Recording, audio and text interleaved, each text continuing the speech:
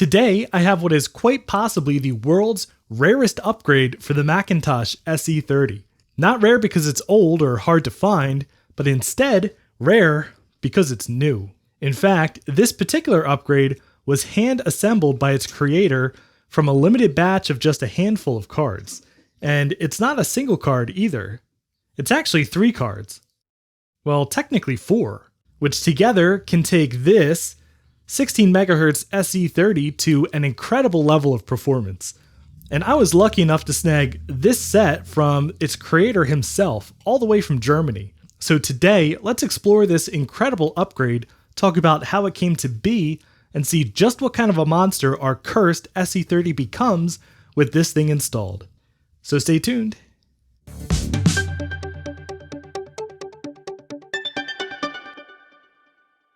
Today's Cursed Macintosh shenanigans are brought to you by PCBWay. Now with more extremely useful prototyping services beyond PCBs, including high-quality 3D printing and even rapid custom CNC machining with on-demand production. It's honestly amazing that you can go from an idea in your head to a fully realized prototype all in one place. I hope you give PCBWay's great pricing and 24-hour turnaround a try.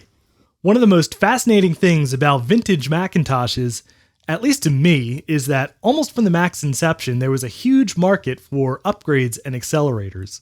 Over the 80s and 90s, dozens of companies popped up slinging accelerators with offerings that often gave old Macs dramatically improved performance, often with a reasonably painless installation. And these accelerators are probably my favorite thing to collect, aside from vintage Macs themselves, and I've accumulated quite a number of accelerators over the years, which now happily live in many of my Macintoshes. Now, the SE30 was no stranger to accelerators, though they're a bit trickier to find. One popular and powerful accelerator was the Micromac Carrera 040, which uses a Mac's PDS or processor direct slot to bypass the system's original processor and instead use a much more powerful processor installed on the upgrade card itself. Originally intended for desktop machines in the Macintosh 2 series, the Carrera was technically compatible with the SE30, which was, essentially, a Macintosh 2X in a compact Mac case.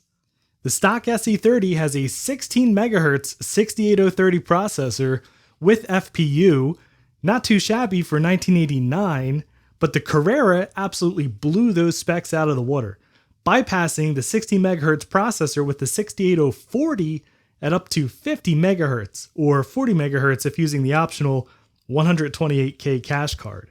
But don't take my word for it. As of this filming, the Micromac website is still online, frozen in time in the mid-90s, and faithfully forever touting the www readiness that this upgrade provides. But you may have noticed that these funny blue cards don't actually say Micromac on them. Instead, they say Bolmac.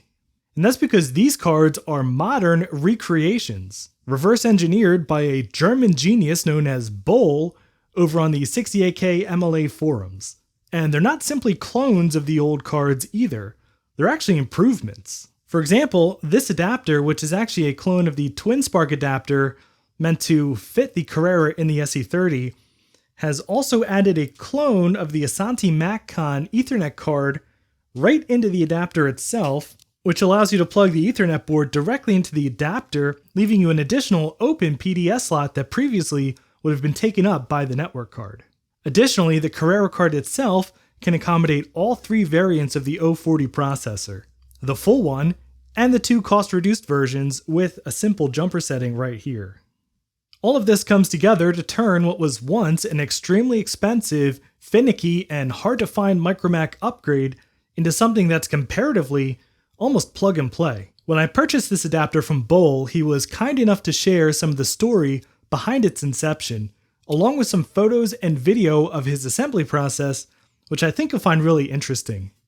According to Boll, ever since he got into classic Macs, he was fascinated by all of the silly upgrades that people did to their SE30s, something I can definitely empathize with. In particular, he found inspiration in the folks around the old Gamba.org, and their relentless and ultimately successful attempts to build adapters to fit Daystar accelerators into the SE30. In this spirit, the first adapter Bull built was a clone of a Twin Spark and a Daystar card to allow an accelerator and an additional PDS card to be used. In this project, he learned about PCB routing and design, reverse engineering, and gained an in-depth knowledge of the SE30 and 68030 bus. Additionally, he found methods to read code from secured GAL logic chips, which are found on practically all accelerators. And through some trials, occasionally with mixed results that ended a few rare accelerators, came the success that would ultimately lead to the cards we have here today. Okay, I think it's about time we build our own cursed Macintosh SE40, so let's install these cards, see what they're capable of, and compare some benchmarks and real-world performance against the stock 16 MHz SE30 processor. Okay, so let's take some benchmarks with the stock processor first, and I want to start with boot up time to desktop because this thing is running OS 8.1, a system that the SE30 was never supposed to be able to run, and in fact you have to kind of hack it on there, so the startup time is a bit slow even with the SD card acting as an SSD. So let's turn this on, start our timer, and see what the startup time is.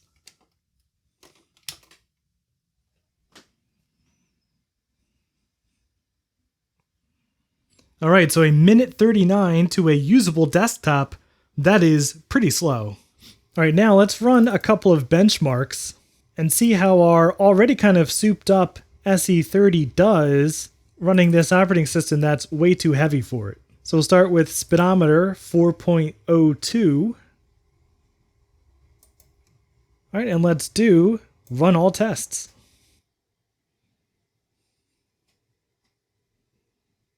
Alright, our benchmarks have completed, and it's important to note that all of the scores here are relative to the performance of a Quadra 605, which is a 25 MHz 68LC040, the cost-reduced version without an FPU of the 68040. And our overall scores, as expected, are pretty decently below what a Quadra 605 would have, and the math score is a bit better, of course, because this computer has an FPU with the 68030. And now let's run MacBench 3.0 and get another set of baseline comparison.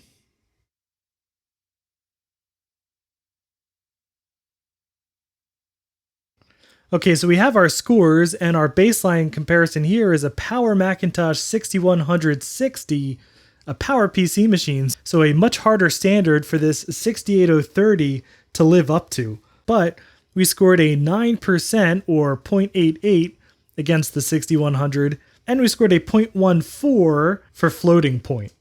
And I have one more test to run here. This is a Sieve Test, which is a much more recent test, actually created by the fine folks at FloodGap. So let's give this a run, and this will test specifically the processor.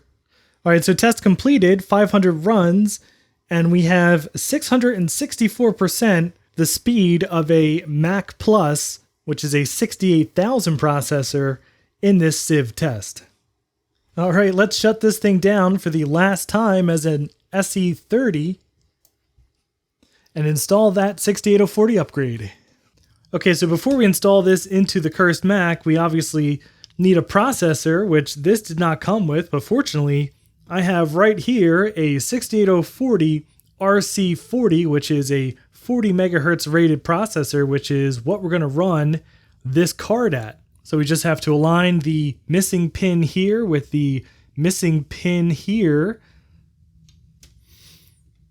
And we just push in to the slot, and here's our 68040 processor that's going to be the brains of the cursed Mac. Okay, and now for the part I'm a little bit concerned about. You see, in the SE30 here, the connector for the PDS slot is down in here, and the card is meant to come up through kind of this slot area here, and you can attach with screws onto this bracket here, which is nice, but we've got all of this other stuff crammed in here, the SCSI to SD, the Jazz drive, and the CD-ROM drive, so I'm a little bit worried we're not going to have enough room. And in fact, I think we aren't going to have enough room. Just looking at how this card fits, because the accelerator has to plug into this slot here. It cannot plug into this slot.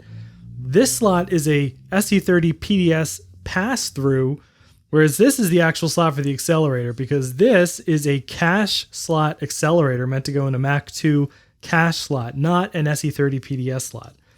Okay, so here is our processor in our kind of L shape, and we need to figure out how to install it here, and definitely this is going to be in the way of where the SCSI to SD is right now, so I'm just going to go ahead and make some room here, and then let's see what we have to work with.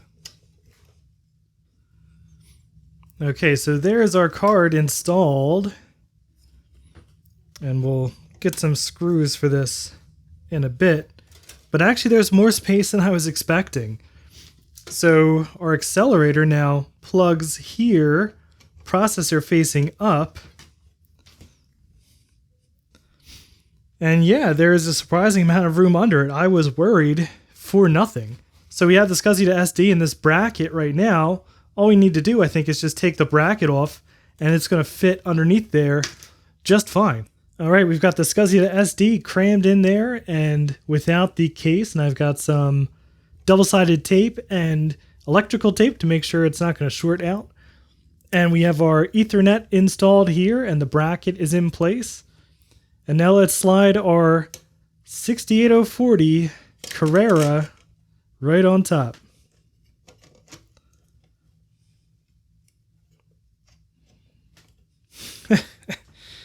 There we go.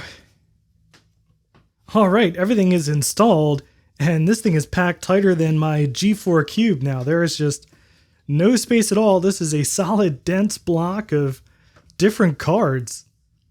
And the only two casualties here, one is I want to put a heatsink here, but this one that I salvaged from who knows where is just a hair too tall to fit under the CRT. So I've got another one coming, and I'll mount that when it gets here, but it's not going to stop us from making sure this thing works. The other casualty is our speaker. So our speaker, if you remember, was mounted there, and now our cards are completely in the way of where we had that mounted. So for now, I'm just going to leave this out, and I'll just have it connected and kind of dangling out here so we can make sure this thing chimes and we can hear it. All right, here we go. First boot of the SE40. Fingers crossed.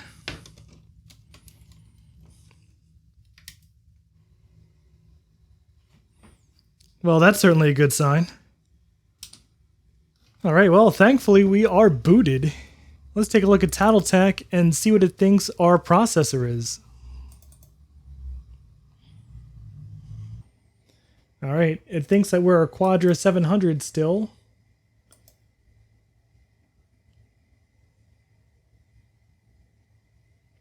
And we are booted off the 68030. So I think what we need to do is go into Wish I Were and change what our operating system thinks our system is. All right, so in the Wish I Were control panel here,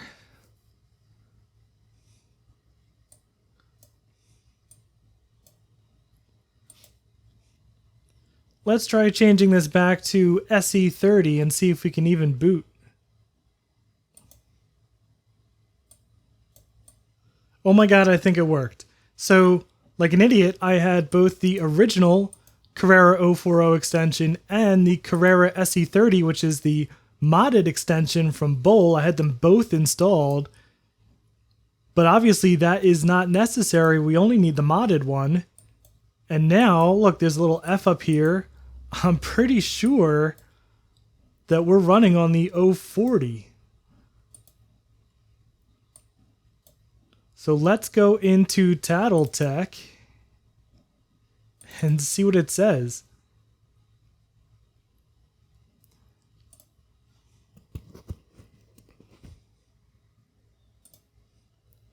CPUs. Oh my god, look. Look, it says it. 68040. We did it. This is a 68040 SE30. So we now have an SE40. Oh my god. Honestly, this feels much snappier. I mean, much snappier is an understatement. This is absolutely flying. Yeah, so windows just fly around. Redraw takes no time at all. Look at that.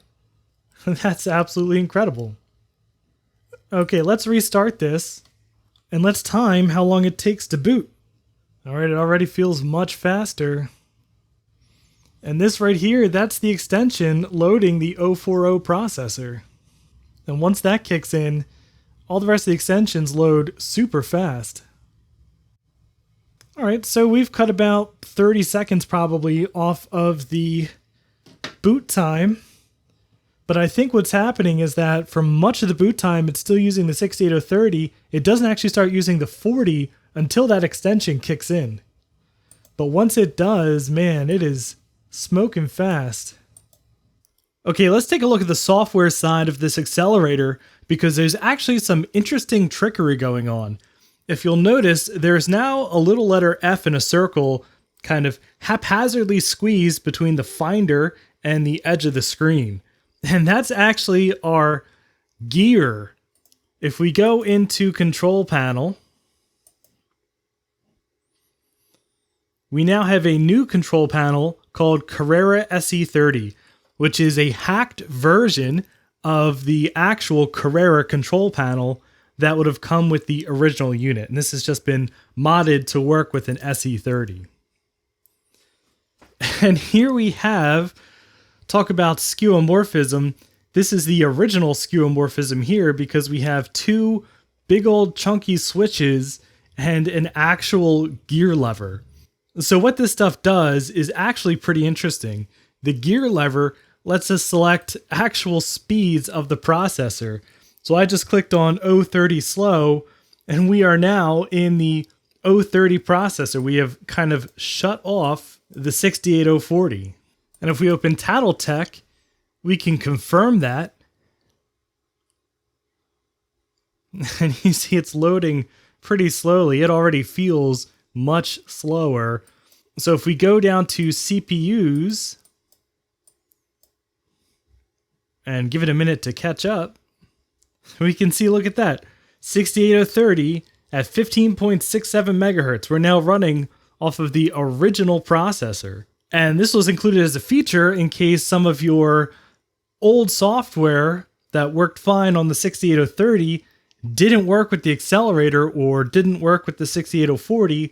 Sometimes old software was coded in such a way where it made use of the timing of the old processor and thus would run way too fast if you try to run it on a brand new processor. So now we can go into our control panel again, and we can go to 040 medium.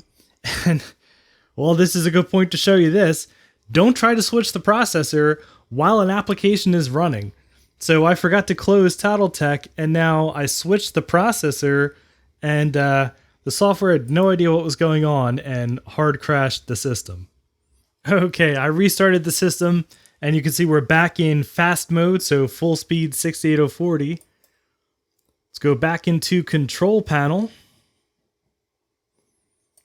Open our Carrera Control Panel.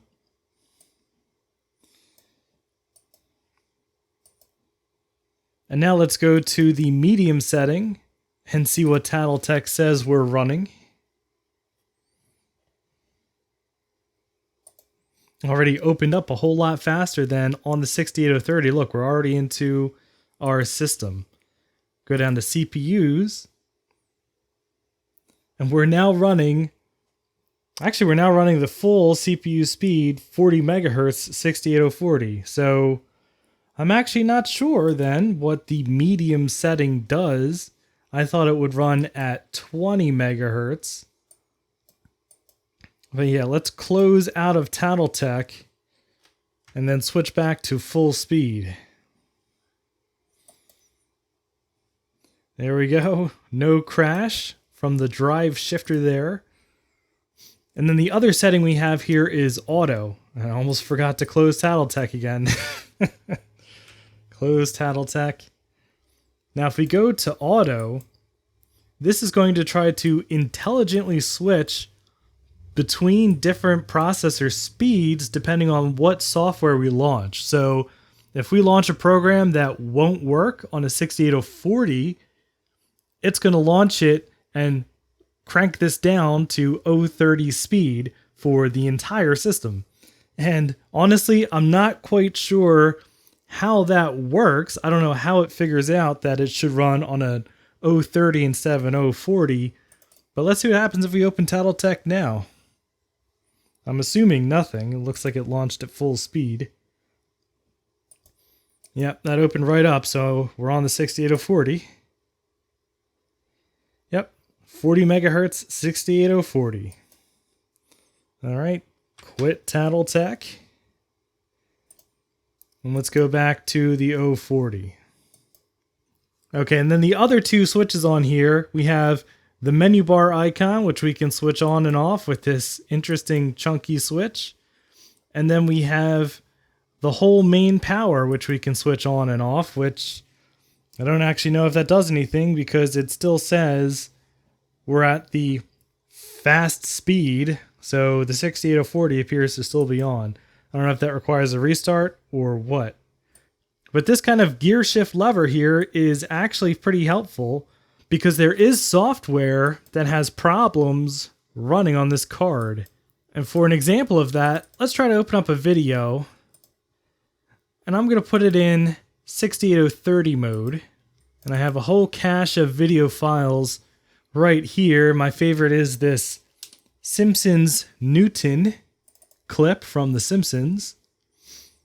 All right, QuickTime launched painfully slowly, but we now have our 1-bit rendition of this scene from The Simpsons, which I'll play now, and you can watch the slideshow, but listen to the pretty good audio. Hey girl, take a medal on your Newton. Beat up, Mark.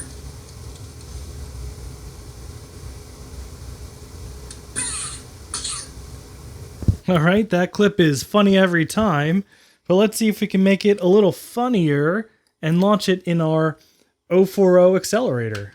And now let's watch and listen, but we're not going to listen for that long, and you'll see why as soon as I load the file.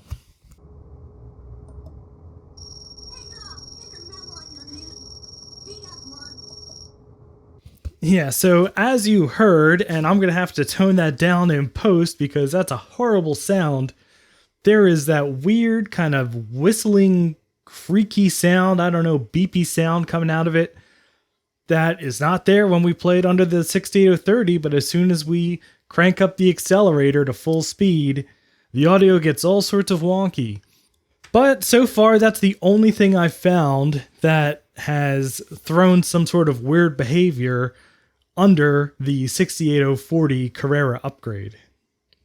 Okay, and the other thing I want to show off here is just how much of a difference this accelerator makes for web browsing. And I know you're thinking, web browsing on an SE30, why would you even attempt such a thing? But it is something that I'm fascinated with, so much so that I built a site that we can use as an example. And I'm just going to open up iCab, which I conveniently have right on the desktop here. And we're opening this up on the 68040, and we'll see it loads relatively quickly, even though iCab is the most modern browser, at least that I know of, for 68K. So we're already loaded up into the browser, and we can start typing. And autocomplete works just fine. And we can load up 68k.news, which is a site I built to kind of funnel Google News and articles into a format that old machines can handle. So it loads pretty quickly here, even on this comparatively bloated web browser, and it scrolls just fine. And if we click on links, they load relatively quickly. Certainly not unusable. We can go into an article and read an article just fine. View an image.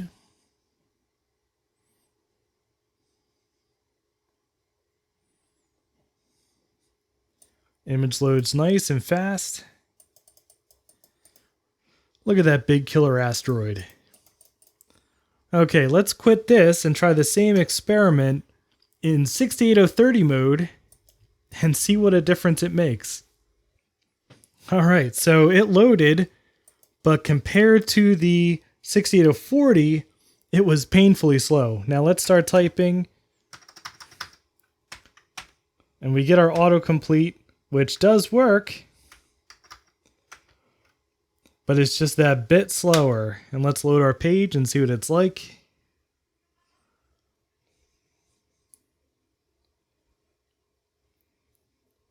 Yeah, it's loading.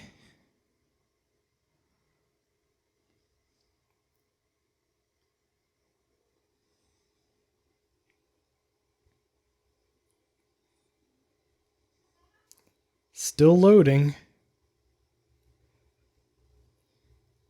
Yeah, I mean, it's working, but it's, again, compared to the 68040, it is painfully slow on the 16 megahertz 030 processor. So it's not just that megahertz jump from 16 to 40, but the 030 to the 040 processor makes a huge difference. And if we click on links now, everything works, but it's painfully slow. All right, well, let's run our benchmarks. We'll start with Speedometer. Wow, it is just so unbelievably snappy. Applications load instantly where they took many seconds before. All right, let's do run all tests. All right, those tests completed in like half the time. Man, my heart is like racing looking at this. Look at that. So compared to a Quadra 605, our CPU is now 1.4, so like 50% faster. And look how much faster the math score is. That's incredible. For some reason, our disk score went down. I don't know what that's about. I'm going to write that off as a fluke because this was just incredibly fast. Yeah, that is an extreme difference from what we had back on the 68030. So we are now almost half the performance of a PowerMac 6160, whereas we were literally in the single digits on most of these tests before. All right, one more benchmark to run, our Sieve Test. And there we go. So before it was like 600 something speed increase over Mac Plus, and now we're 3,954% the speed of a Mac Plus. Okay, that'll do it for this video. I hope you enjoyed seeing this crazy accelerator and watching me put it through its paces here. Honestly, I never in a million years thought I would ever find something like this. For the longest time, I was obsessed with finding a Macintosh SE30, and then we found this crazy SE30 on Craigslist, but now we've made it probably one of the most modified SE30s ever, technically an SE40 after this processor upgrade. And then the only other real upgrade that we could put in here is a video card. Now, there is the Micron Exceed video card, which not only allowed for video out, but it came with a special card for the back of the CRT that actually gave you grayscale on the CRT internally. And that would open up stuff, I think, like maybe you could even play Wolfenstein on here. That would be pretty amazing. But anyway, if you enjoyed this video, I'd appreciate a thumbs up.